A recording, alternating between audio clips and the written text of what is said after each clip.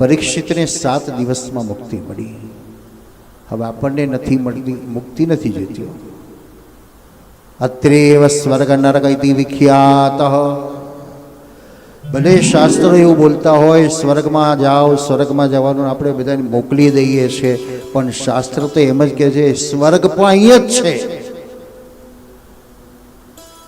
નરસિંહ તિથિ કે મને વૈકુંઠ નહીં વાલું, મરે નિજ ઓછવ નિજ ગુણગાન રે.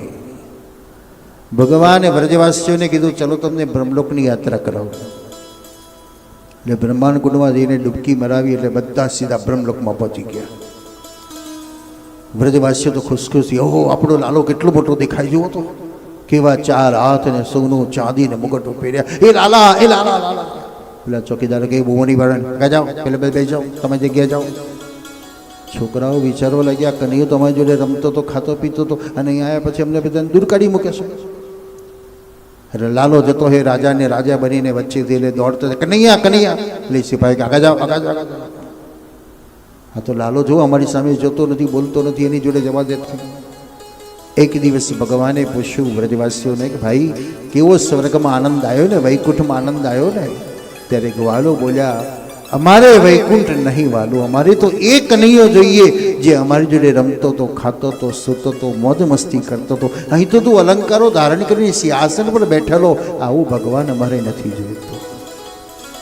આ બધું સ્વર્ગમાં મળે ખરું?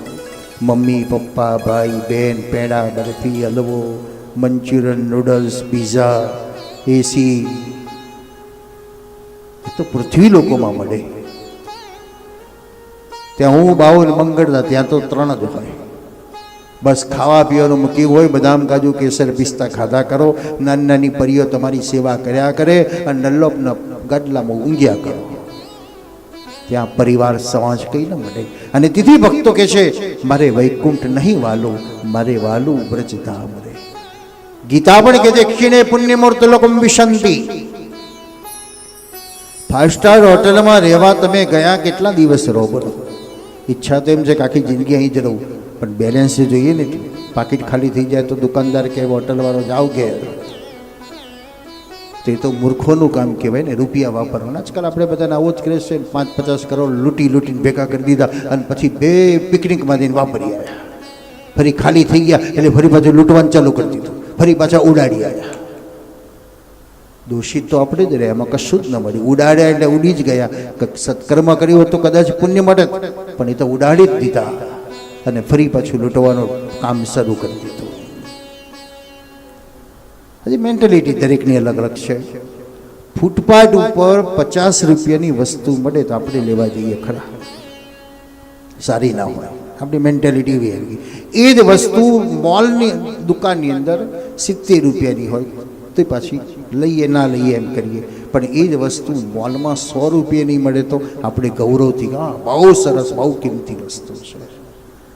50ની જ વસ્તુ છે, પણ જેમ જેમ શો વધતો ગયો એમ રૂપિયાની કિંમત વધતી ગઈ. સમાજની જે સ્થિતિ છે આજકાલ કથાઓમાં જ સ્થિતિ આવી છે. કોઈ 25 લાખ થાય, કોઈ 50 લાખ કે, કોઈ કરોડ કે, પછી આગળ આગળ જ વધતું ગયું. હવે એને ભપકો બનાવી દીધો, વ્યવસાય બનાવી દીધો, આર્ટિફિશિયલ બનાવી દીધો. પણ જેટલા રૂપિયા કમાવા એટલા કમાવા, જેટલા ખર્ચ હોય એટલા ખર્ચ. કથા શું એ જ ખબર નથી તો